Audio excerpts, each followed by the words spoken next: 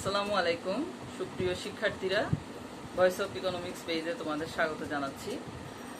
আমাদের স্নাতক শ্রেণীর প্রথম বর্ষের শিক্ষার্থীদের জন্য আরও একটি ক্লাস নিয়ে এসেছি। আশা করছি তোমরা সবাই ভালো আছো। আমরা আমাদের ব্যষ্টিক অর্থনীতি বা অর্থনীতি প্রথম পত্রের সর্বশেষ অধ্যায়, যেটি তোমাদের সিলেবাসে 14 অধ্যায়ে দেওয়া আছে, উপকরণের দাম নির্ধারণ তথ্য, সেই অধ্যায় থেকে অনেকটাই আলোচনা শেষ করেছি। আজকের ক্লাসে আমরা আলোচনা করব সুদ অধ্যায়ের অংশ সুদ থেকে একটি গুরুত্বপূর্ণ প্রশ্ন, সেটি হচ্ছে যে সুদের তারল্য হার বা তারল্য পছন্দ তত্ত্ব এবং তারল্য পছন্দ তত্ত্বের দ্বারা সুদের হার নির্ধারণের অধ্যাপক জে এম কেইনসের যে একটি বিখ্যাত প্রচলিত তত্ত্ব রয়েছে, সেই তত্ত্বটি সম্পর্কে আমরা আজকে জানব। তো তত্ত্বটি জানার আগে আমরা তারল্য ফাঁদের ধারণাটি সম্পর্কে জানাটা আবশ্যক, কারণ এই ধারণা ব্যবহার করে সুদের নগদ পছন্দ তত্ত্বটি অধ্যাপক জে এম কেইনস প্রচার করেছেন। তাহলে আমরা তারল্য পছন্দ তত্ত্বটি আগে জেনে নিতে হবে আমাদের। আমরা জানি অধ্যাপক জে এম কেইনসের মতে সমাজে অর্থের চাহিদা মূলত 3টি কারণে হয়ে থাকে। সেই কারণগুলো আমাদের জানতে হবে। অধ্যাপক কেইনস বলেছেন, প্রথমেই সুদের হার নির্ধারণের সাথে অর্থের চাহিদার যে সম্পর্ক এবং সেখান থেকে অর্থের চাহিদার যে 3টি কারণ তিনি চিহ্নিত করেছেন, তার প্রথমটি হচ্ছে যে লেনদেন চাহিদা। অর্থাৎ দৈনন্দিন জীবনে মানুষ লেনদেনের উদ্দেশ্যে নগদ যে পরিমাণ অর্থ হাতে ধরে রাখে বা ধরে রাখতে পছন্দ করে, তাকে তিনি অর্থের লেনদেনজনিত চাহিদা বলেছেন। দ্বিতীয়ত, সতর্কতামূলক উদ্দেশ্যে অর্থের চাহিদা। মানুষ ভবিষ্যতের আশঙ্কা করে ভবিষ্যতের নিরাপত্তার জন্য বা ভবিষ্যতের জন্য যে পরিমাণ নগদ অর্থ হাতে ধরে রাখতে পছন্দ করে, সেটিকে অধ্যাপক জে এম কেইনস বলেছেন সতর্কতামূলক উদ্দেশ্যে অর্থের চাহিদা। তৃতীয়ত, তিনি বলেছেন আরও একটি উদ্দেশ্যে মানুষ অর্থের চাহিদা করে থাকে, সেই উদ্দেশ্যটি নাম দিয়েছেন ফটকা কারবারজনিত অর্থের চাহিদা। ফটকা কারবার থেকে অতিরিক্ত লাভের আশায় মানুষ যে পরিমাণ নগদ অর্থ হাতে রাখতে চায়, সেটিকেই মূলত কেইনসের ভাষায় অর্থের ফটকা চাহিদা বা অর্থের ফটকা কারবারজনিত চাহিদা বলা হয়ে থাকে। এখন আসো অর্থের ফটকা কারবারজনিত এই চাহিদা নিয়েই আমাদের তারল্য পছন্দ তত্ত্বের সাথে সম্পর্কিত আলোচনা হবে। আমরা জানি অর্থের লেনদেন চাহিদা মূলত নির্ভর করে মানুষের মোট আয়ের উপর বা ব্যক্তিগত আয়ের উপর। সেভাবে অর্থের সতর্কতামূলক চাহিদাও নির্ভর করবে মানুষের মোট আয়ের উপর। কিন্তু অর্থের ফটকা চাহিদা বা ফটকা কারবারজনিত অর্থের চাহিদা নির্ভর করে সুদের হারের উপর, যেখানে সুদের হার বাড়লে অর্থের ফটকা কারবার জনিত চাহিদা কমে যায়। বিপরীতভাবে সুদের হার কমলে অর্থের ফটকা চাহিদা বেড়ে যায়, যে কারণে অর্থের ফটকা চাহিদা জনিত রেখাটি বাম থেকে ডানে নিম্নগামী একটি বক্রাকৃতির চাহিদা রেখা হয়ে থাকে। তবে এই চাহিদা রেখাটিতে সুদের হারের একটি নিম্নতম পর্যায়ে অর্থের ফটকা চাহিদা রেখাটি সম্পূর্ণভাবে স্থিতিস্থাপক হয়ে পড়ে। অর্থাৎ সুদের হার কোনোভাবেই আর নামানো যায় না বা কমানো হলেও অর্থের ফটকা চাহিদার রেখার অংশটি নিচে নামে না। সেই অংশটিকে অর্থাৎ অর্থের ফটকা চাহিদা রেখার স্থিতিস্থাপক অংশটিকেই বলা হয় তারল্য পছন্দ তত্ত্ব বা তারল্য ফাঁদ। কারণ এখানে সুদের হার একটি নিম্নতম পর্যায়ে পৌঁছে এবং ওই হারের চেয়ে সুদের হার আর কমানো সম্ভব নয়। আমি তোমাদেরকে বইয়ে তোমাদের টেক্সট বুকে যে চিত্রটি রয়েছে সেটি দেখাচ্ছি এই মুহূর্তে। তোমরা দেখতে পাচ্ছ এই চিত্রের মধ্যে ভূমি অক্ষ এবং লম্ব অক্ষে আলাদা আলাদা দুটি বিষয় উপস্থাপন করা হয়েছে। আমরা লম্ব অক্ষে দেখব সুদের হার এবং ভূমি অক্ষে দেখব অর্থের ফটকা কারবারজনিত চাহিদার অংশটি। এই যে একটি বক্রাকৃতি চাহিদা রেখা, এটি হচ্ছে অর্থের ফটকা কারবারজনিত চাহিদা রেখা। এই রেখাটির বিভিন্ন অংশে আমাদেরকে সুদের হারের বিভিন্ন পরিমাণ দেখানো হয়েছে, যেমন R1 সুদের হার, R2 সুদের হার, R3 সুদের হার। R1 সুদের হারের সাথে অর্থের ফটকা কারবারের পরিমাণ বা চাহিদার পরিমাণ এখানে L1, R2 সুদের হারে L2 এবং R3 সুদের হারে L3 পরিমাণ দেখানো হয়েছে। এই পরিমাণগুলোই আমাদের কাছে প্রমাণ করছে যে অর্থের ফটকা কারবার জনিত চাহিদার সাথে সুদের হারের সম্পর্কটা বিপরীত। R3 পরিমাণ সুদের হারে তোমরা দেখছো ভূমি অক্ষের সমান্তরাল হয়ে অর্থের ফটকা কারবার জনিত চাহিদা রেখার এই অংশটি একেবারে ভূমি অক্ষের সমান্তরাল হয়ে গিয়েছে, অর্থাৎ একটা স্থিতিস্থাপক অংশ তৈরি করেছে। এই অংশটিতে সুদের হার নমনীয় হলো, অর্থের চাহিদা রেখার অংশটি আর নিচে নামতে পারে না। এটিকেই বলা হয় মূলত অর্থনীতি কেইনসের ভাষায়, অর্থনীতিবিদ কেইনসের ভাষায় তারল্য ফাঁক। কারণ এখানে অর্থের ফটকা কারবার জনিত চাহিদা রেখাটির নিম্নতম অংশে যেহেতু এটি ভূমি অক্ষের সমান্তরাল হয়ে গিয়েছে, ওই অংশের নিচে আর সুদের হার কমানো সম্ভব নয়। এবার আসা যাক নগদ পছন্দ তত্ত্বে কেইনস কি বলেছেন। কেইনসের মতে মানুষ নগদ অর্থ ব্যবহারের জন্য এবং সমাজে নগদ অর্থ ব্যবহারের জন্য যে পুরস্কার এবং সমাজে অর্থের চাহিদা ও অর্থের যোগানের সমতার দ্বারা ভারসাম্য সুদের হার নির্ধারিত হয়।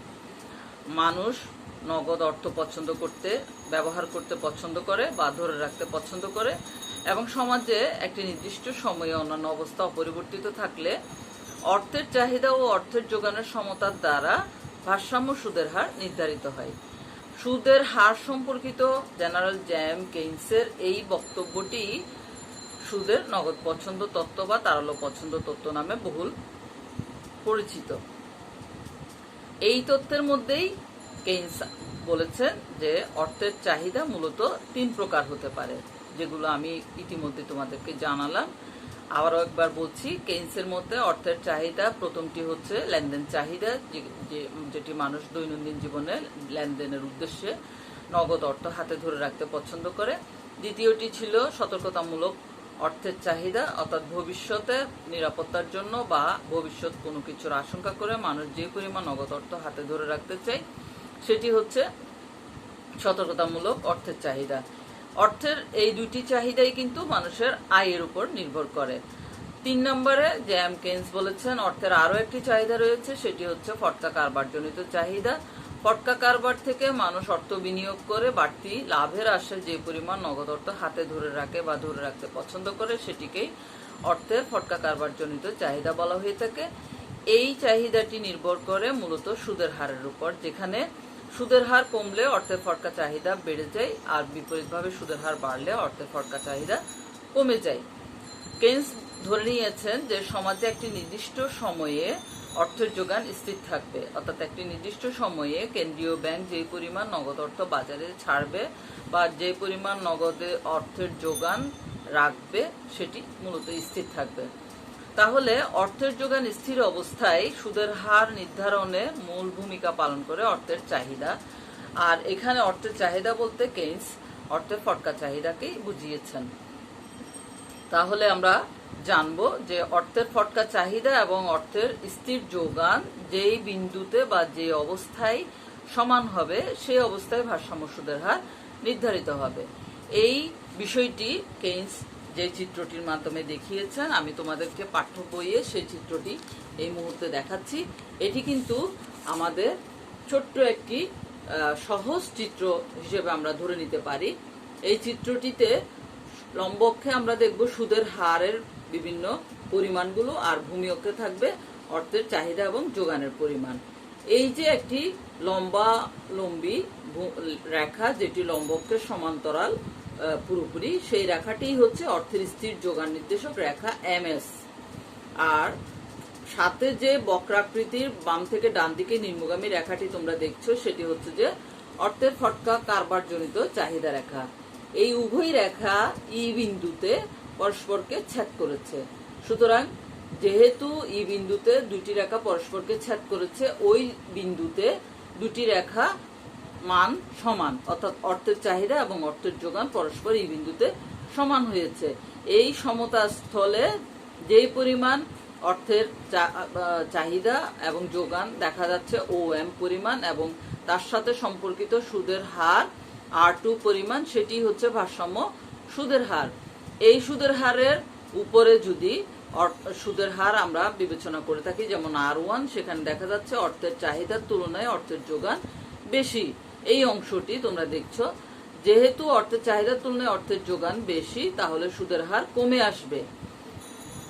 আবার বিপরীতভাবে আমরা যদি দেখি R3 পরিমাণ সুদের হার রয়েছে বিদ্যমান, সেই সুদের হারে দেখা যাচ্ছে অর্থের যোগানের চেয়ে অর্থের ফটকা কারবারজনিত চাহিদার পরিমাণ বেশি আছে। এই অবস্থায় কিন্তু সুদের হার বেড়ে যাবে, কারণ সুদের হারের সাথে অর্থের ফটকা কারবারজনিত চাহিদার পরিমাণের বিপরীত সম্পর্ক কাজ করবে। সুতরাং আমরা দেখলাম যে অর্থের ফটকা কারবারজনিত চাহিদা অর্থের যোগান স্থির অবস্থায় যে বিন্দুতে বা যে অবস্থায় সমতা আনবে বা সমান হবে, সেখানেই ভারসাম্য সুদের হার নির্ধারিত হবে।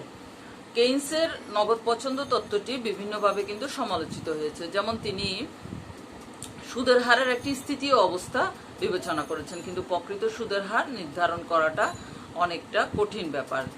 আবার কেইনস স্বল্পকালীন অর্থনীতিতে সুদের হার নির্ধারণের কথা বলেছেন, কিন্তু দীর্ঘকালীন সময়ে সুদের হার এবং অর্থের চাহিদা সম্পর্কিত তার কোনো পরিষ্কার বক্তব্য পাওয়া যায় না।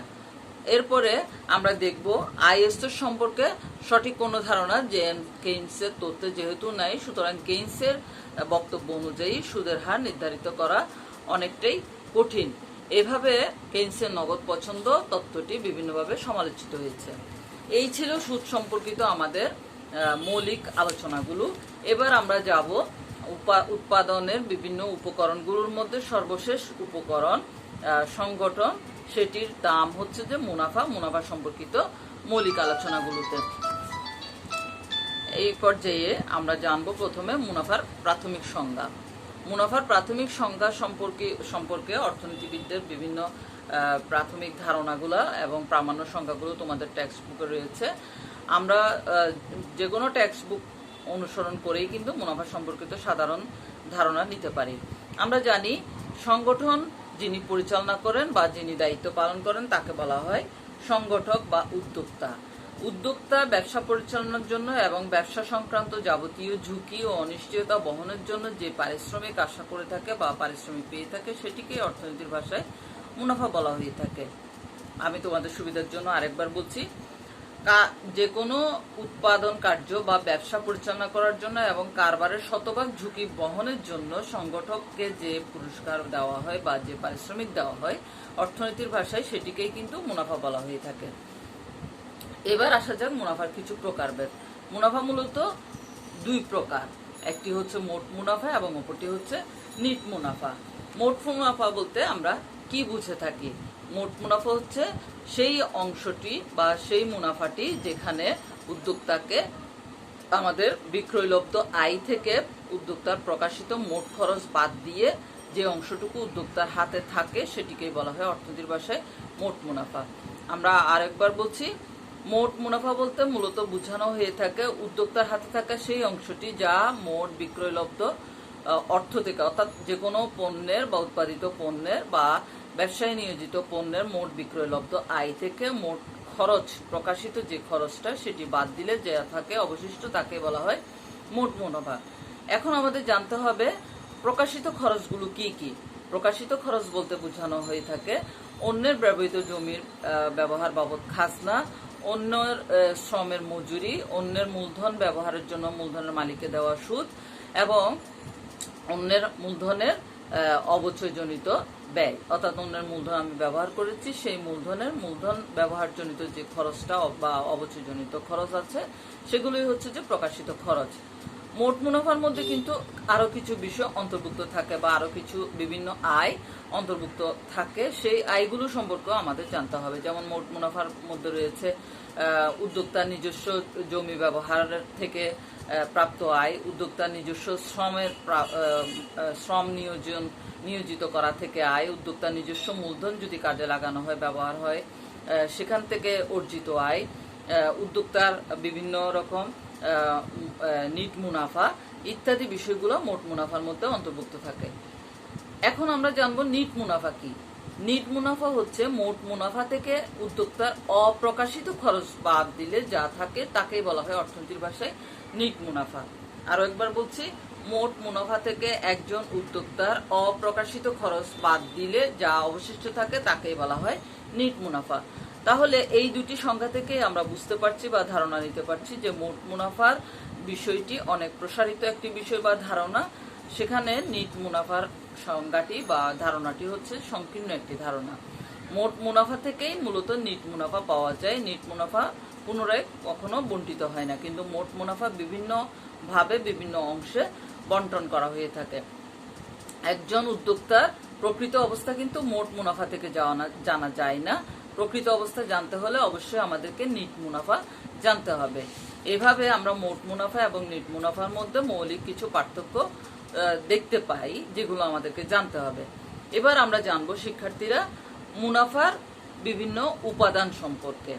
মূলত অর্থনীতির ভাষায় মোট মুনাফা বিভিন্ন উপাদানের সমন্বয়ে তৈরি হয়, বা কোনো মুনাফা অথবা মুনাফা যখন বিভিন্ন উপাদানের সমন্বয়ে সৃষ্টি হয়, সেই উপাদানগুলো হচ্ছে সেই বিষয়গুলো হচ্ছে যে বিষয়গুলো সমন্বয়ে বা যোগের মাধ্যমে, যোগফলের মাধ্যমে আমরা মুনাফা পাই, নির্ণয় করে থাকি। সেই বিষয়গুলোকেই বলা হয় মুনাফার উপাদান সমূহ। তার মধ্যে রয়েছে 1 নম্বর পরিচালনার ব্যয়, যেমন কারবার বা উৎপাদন কার্য পরিচালনার সাথে নিয়োজিত ব্যয়, সেটাই হচ্ছে মুনাফার উপাদান, যেটি মুনাফার মধ্যে থাকে। ঝুঁকি বহনের পুরস্কার, একজন উদ্যোক্তা ঝুঁকি বহন করে কারবার পরিচালনা করে থাকে। সর্বোচ্চ ঝুঁকি নিয়ে কিন্তু সে কারবারের লাভ লোকসান চিন্তা করে থাকে বা হিসাব করে থাকে। সুতরাং ঝুঁকি বহনের পুরস্কারটাও মুনাফার অন্তর্ভুক্ত একটি বিষয়। উদ্যোক্তার নিজস্ব কোনো উপাদান যদি উৎপাদন কাজে নিয়োজিত থাকে, সেই উপাদানের মূল্য একচেটিয়া লাভ যদি একজন উদ্যোক্তা করে থাকে, বা উৎপাদন কাজে বা ব্যবসায় যদি একচেটিয়া কোনো সুযোগ সুবিধা ভোগ করে থাকে, সেটিও উপাদানের আমাদের মুনাফার উপাদান হিসেবে বিবেচনা করা হবে। হঠাৎ বা আকস্মিক কোনো লাভ যদি হয়ে থাকে একজন উদ্যোক্তার ক্ষেত্রে, যেমন হঠাৎ করে পণ্যের মূল্য বৃদ্ধি পেল বা উপকরণ খরচ কমে গেল, সেক্ষেত্রে একজন উদ্যোক্তা আকস্মিক কিছু লাভ করতে পারে, সেটিও মুনাফার উপাদান হিসেবে বিবেচ্য হয়। উদ্ভাবনের পুরস্কার, একজন উদ্যোক্তা নতুন কোনো উৎপাদন কৌশল যদি সে উদ্ভাবন করতে পারে, যেটির দ্বারা তার ব্যবসায়ে অতিরিক্ত লাভ করা যায়, সেটিও মুনাফার অন্তর্ভুক্ত বিষয় হিসেবে থাকবে। ব্যয় সংকোচন জনিত যদি কোনো সুযোগ সুবিধা পাওয়া যায়, যেমন বৃহদায়তন উৎপাদন পরিচালনা করা, উপকরণ ব্যয় সাশ্রয় করা, আমাদের উপকরণের পিছনে খরচ কমানো, বা আমাদের মুনাফা বাড়ানোর জন্য নতুন উৎপাদন কৌশল আবিষ্কার করা এবং সেটিকে প্রয়োগ করা ইত্যাদি ব্যয় সংকোচন জনিত সুযোগ সুবিধা আমাদের মুনাফার অন্তর্ভুক্ত বা আওতাভুক্ত বিষয় হিসেবে বিবেচনা করা যায়। শিক্ষার্থীরা, তাহলে আমরা মুনাফার সম্পর্কিত প্রামাণ্য সংখ্যা, মুনাফার প্রকারভেদ এবং মুনাফার উপাদান সমূহ জানলাম। এরপরে আমরা জানবো ঝুঁকি, মুনাফা, অনিশ্চয়তার মধ্যে কোনো সম্পর্ক আছে কিনা। আমরা সবাই বুঝতে পেরেছি বা পারি যে আধুনিক উৎপাদন ব্যবস্থা অত্যন্ত জটিল, ঝুঁকিপূর্ণ এবং অনিশ্চয়তা বিরাজমান রয়েছে। ঝুঁকি ও অনিশ্চয়তা ছাড়া কখনোই কোনো উৎপাদন কার্য পরিচালনা করা যায় না। একজন উদ্যোক্তা সম্পূর্ণভাবে ঝুঁকি এবং অনিশ্চয়তা মাথায় রেখেই কিন্তু তার উৎপাদন কার্য পরিচালনা করে থাকে। যেমন ধরা যাক যে পণ্যটি